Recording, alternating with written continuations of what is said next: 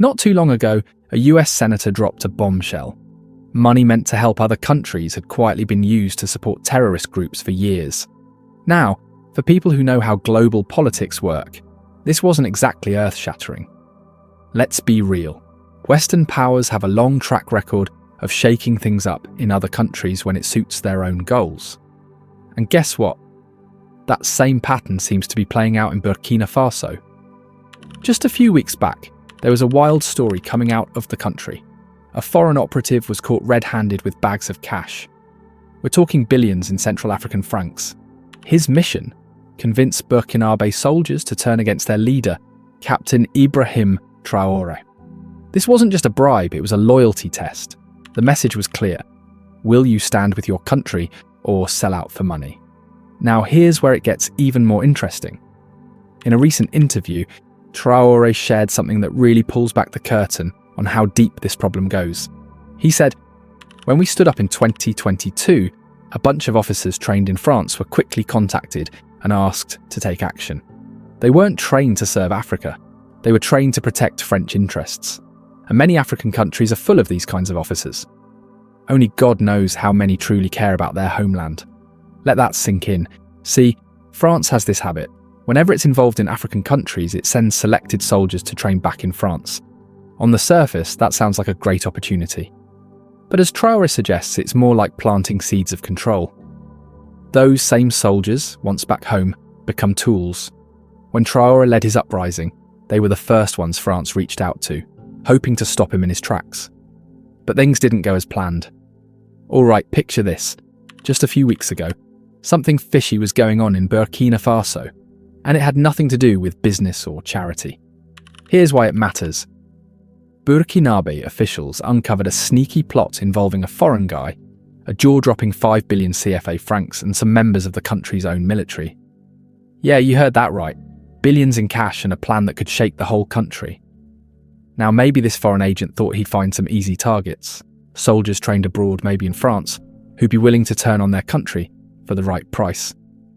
But if that was the plan, let's just say things didn't exactly go his way. So, what went down? It all started when this outsider rolled into Ouagadougou, the capital city. On the surface, he looked like just another businessman. Well-dressed, friendly, probably talking about opportunities and partnerships. You know, the usual investor stuff. But here's the twist. He wasn't there to build anything. Not schools, not hospitals. Not even a coffee shop. What he did bring, though, was a suitcase stuffed with 5 billion CFA francs. But that money wasn't meant to help anyone. It wasn't for roads, water, or jobs. Nope. It was meant to spark chaos, to mess things up from the inside, to flip loyal soldiers into traitors, and stir unrest that could bring the whole country to its knees. So, who was this guy really, and what exactly was he hoping to pull off? If you are still watching this video, it means you love it. Why not take out a second and hit that like button? Have you done that? Let us move on. They were so sure their plan would work, they didn't even try to hide it. Confident and bold, they sent a man straight into Burkina Faso with one job: convince a few trusted soldiers to turn their backs on Captain Traoré and help take him down. And yes, the man came prepared, with a suitcase packed with 5 billion CFA francs. That's billions with a B. The idea? Buy loyalty. Simple as that. But things didn't go the way they expected. From the moment he started talking to the soldiers, things started falling apart. You see, the people he reached out to weren't just any soldiers. They were die-hard supporters of Traoré, real patriots, and they weren't about to sell out their country, no matter how much money was on the table. But they didn't just say no and walk away. These soldiers were smart, very smart. Instead of rejecting the man outright, they pretended to be interested. They played along, kept their cool, and acted like they were thinking about it. Why? Because they needed to know more. They had a gut feeling this guy wasn't working alone. There had to be someone bigger pulling the strings. So they quietly passed the information up the chain of command. Before long, Burkina Faso's national security team got involved, and together they started putting a plan in motion. Think spy movie stuff. For weeks, these brave soldiers kept up the act. They met with the man, listened to his pitch, smiled, nodded, while secretly gathering every bit of information they could. Every meeting, every conversation, every shady promise was passed back to military intelligence. It was risky. One wrong move and the whole thing could blow up. But they stayed focused. They knew what was at stake. Eventually, they had everything they needed, every detail, every piece of the puzzle. And that's when the real action began. November 8th, 2024. That was the day the final meeting was set. The man, still thinking he was pulling the strings, arranged to meet with the soldiers again. This time, he was ready to make it official. He would offer the full 5 billion CFA francs and seal the deal. But this money wasn't just a bribe. It was the fuel for something much bigger. A coup. One designed to push Traore out of power, throw the country into chaos and open the door for outsiders to step in and take control. What the man didn't know was that everything he was about to do had already been reported. The Burkinabe leadership had been one step ahead the entire time. A full counter-operation had been planned.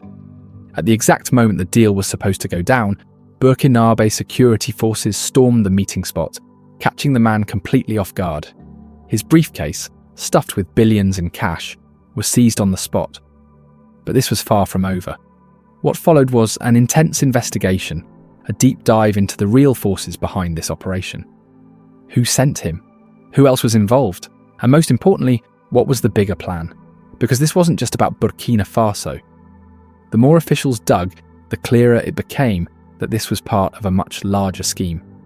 One that aimed to destabilise not just Traore's leadership, but the entire Sahel region.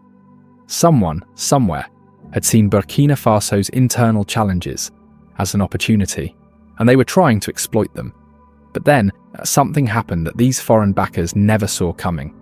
Once word of the failed coup attempt got out, the entire country took notice. Burkina Faso was sending a message, loud and clear. No amount of money, no amount of outside interference would break the nation's unity. President Traore himself wasted no time addressing the people. In a powerful speech, he praised the soldiers who had risked everything to defend their country. This wasn't just about catching one man, it was about proving that Burkina Faso would not bow to corruption, foreign influence, or any hidden agenda trying to shake its foundation. Instead of the military turning against him, like the plotters had hoped, the opposite happened. Support for Traore surged. His troops, now more united than ever, stood firmly behind him. The people, seeing the bravery of their soldiers, rallied in solidarity. But while this one plot had been crushed, one question remained: who was really pulling the strings? Because let's be honest, this man wasn't some mastermind acting alone. He was a pawn, a messenger, someone sent by powerful interests who had everything to gain from Burkina Faso falling into chaos. And if this was just one attempt, could there be more? Burkina Faso might not be the richest country in Africa in terms of money, but when it comes to natural resources, it's sitting on a gold mine. Literally.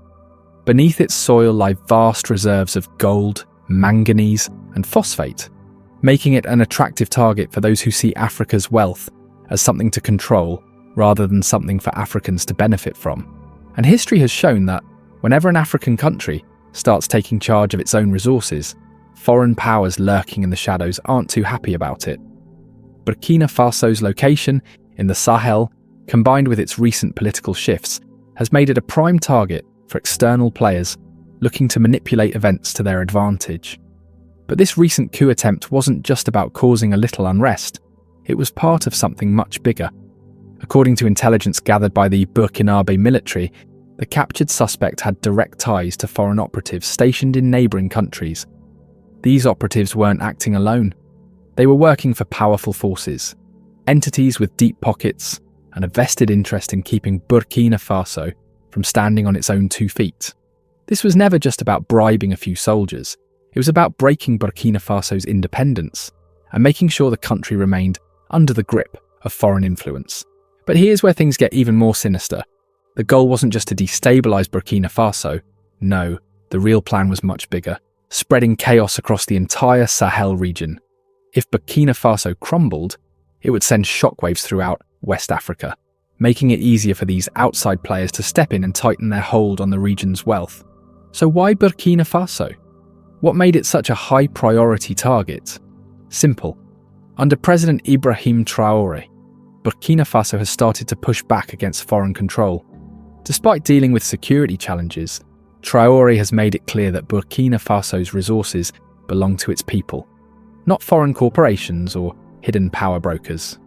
In just a short time, he's already begun renegotiating contracts with international companies, taking back control of the country's gold industry and putting national interests first, something that hasn't gone unnoticed by those who've spent years profiting off the old system. For them, a stable and self-reliant Burkina Faso is bad for business. This entire plot to throw the country into chaos was never about democracy, human rights, or any of the usual excuses foreign powers use. It was about keeping Burkina Faso weak enough to be controlled, ensuring that profits and influence stayed in the hands of those who've always pulled the strings. But thanks to the unwavering loyalty of the Burkinabe military, the plot was exposed before it could do any real damage. Now, when you look at everything Traore has faced since taking office, one thing becomes clear: this is far from the first attempt to take him out. In fact, since he took power, he survived more than 9 assassination attempts and coup plots. 9. And that raises a very troubling question. How long before another attempt is made? It's no secret that among all current African leaders, Traore has been one of the most heavily targeted. But here's the most painful part. Many of these attempts haven't just been orchestrated by foreign players. Some of them have come from within Burkina Faso itself, aided and abetted by outsiders who see Traore's leadership as a threat to their interests. Since Ibrahim Traoré stepped into power in September 2022, it's been one close call after another. In less than 2 years, he's survived 10 assassination attempts. 10. That's more than any other African leader in such a short time. The very first attempt happened just 2 months after he replaced the former military head, Paul-Henri Damiba. And here's the twist: Damiba himself was behind the most recent one, number 10. Yep, the same man Traore ousted came back around. This time not with words, but with a deadly plan. Back when the first attempt happened, Traore didn't retaliate with force. He actually said he knew who was responsible, but chose to sit them down for a talk instead. He warned them about people offering bribes to kick him out of power and urged them not to fall for it. For a while, that approach seemed to calm things down. There were no major threats for almost a year, until September 2023. That's when the second attempt was made. This time, though, Traore took no chances. He launched an official investigation, and it didn't take long to find the culprits. 3 soldiers were arrested and charged with everything from disobeying orders to plotting against the state. After that, the attacks started coming in rapid fire. Later that same September, another attempt was made, and from that moment until September of this year, there have been a total of 8 different plots to either kill or overthrow Traore. But what makes the 10th attempt stand out is how dark and dangerous it was. This wasn't just another plan to take out the president, it turned into a nightmare for the country. Unlike the earlier attacks, this one led to the deaths of hundreds of people, both soldiers and civilians. It wasn't just personal anymore, it was national. Reports say the brains behind this operation weren't just locals. It involved Burkinabe citizens living in other countries, like Côte d'Ivoire, Ghana, and Nigeria, who were working behind the scenes. But they weren't acting alone. According to the country's security minister, the people involved included civilians, current and former military officers, and were supported by a mix of powerful players, foreign intelligence agencies, activists, and even business people inside Burkina Faso. The web of betrayal runs deep. Among those caught in the latest plot to overthrow President Ibrahim Traoré were some of Burkina Faso's most well-known figures, former ministers, journalists, even a former member of parliament. But the biggest shocker, the involvement of Paul-Henri Damiba, the very man Traoré removed from power in September 2022. At first, Damiba had seemed to accept his fate. He stepped down without a fight, giving the impression that he was ready to move on. But behind the scenes, it appears he never let go of the grudge. Instead, he worked in the shadows, aligning himself with foreign backers and local conspirators to bring down Traoré's government. Yet, Damiba's return to the game isn't even the most disturbing part of this plot. The real horror lies in just how far these individuals were willing to go to regain control. During interrogations, those arrested revealed something chilling. Many of the recent insurgent attacks that have killed hundreds of civilians and soldiers weren't just random acts of terror. They were deliberately coordinated by these plotters. In a move that defies all morality, they reached out to insurgent groups, striking deals to launch violent assaults across the country. Their goal? Create chaos, weaken the government, and make Traore look incapable of leading. But Burkina Faso's security forces weren't caught off guard. They moved quickly, tracking the conspirators and arresting several key players before the plot could unfold completely. Their swift action may have prevented even greater destruction. Yet this raises an even bigger question. Why does this keep happening? What is it about Traore that makes him such a constant target? Before we dive into that, take a moment to like, comment, and subscribe if you haven't already. Your support helps us bring you more in-depth analysis on the issues shaping Africa today. Now, if you take a step back and look at all these attacks, you'll notice something they all have in common. Each one was orchestrated by people from Burkina Faso itself. Every single coup attempt, every assassination plot, every effort to destabilize the government has been led by local actors. But why, if Traore has widespread support among the people? Why are there factions determined to remove him? To understand that, you have to look beyond Burkina Faso, because when it comes to African politics, there's always more than just local interests at play. External forces are never far behind, quietly pulling strings in the background. Africa is rich, full of gold, oil, diamonds, rare minerals, and land. And for a very long time, powerful countries like the US and France have had their eyes on those riches. But here's the thing, they don't usually try to get them by simply trading fairly. No, that would mean paying full price and respecting local control. Instead, what these countries often do is try to control the people in charge. See, when an African government leans toward the West, deals get signed easily. These deals usually give away access to valuable resources for almost nothing. In return, the country gets promises of development, a few grants and a whole lot of handshakes at international summits. But behind all the smiles and photo ops, the real goal is simple: make it easier to take what they want. It's a plan that's worked many times. In the past, even when African countries started waking up and demanding better, many of their leaders were still cozy with the West. They smiled for the cameras, signed unfair contracts, and turned a blind eye as wealth flowed out of their countries and into foreign bank accounts. In exchange, they were left alone to do whatever they pleased, hoard money, silence critics, and cling to power for decades. All they had to do was keep elections looking somewhat clean, so the West could keep pretending democracy was alive and well. Look around today and you'll still see it. Take Equatorial Guinea, for example. This nation has had the same leader for over 30 years.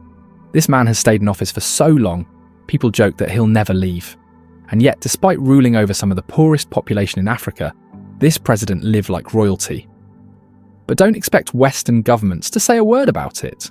Why? Because those leaders play nice. They support Western interests, and in return, they're treated like friends, not dictators. What happens when an African leader refuses to bow down? That's when things get dangerous. History shows us that when a leader stands up to the West and says, "Our country first," they suddenly get labelled. Words like dictator, strongman, or authoritarian start showing up in headlines. And not long after that, something bad usually happens.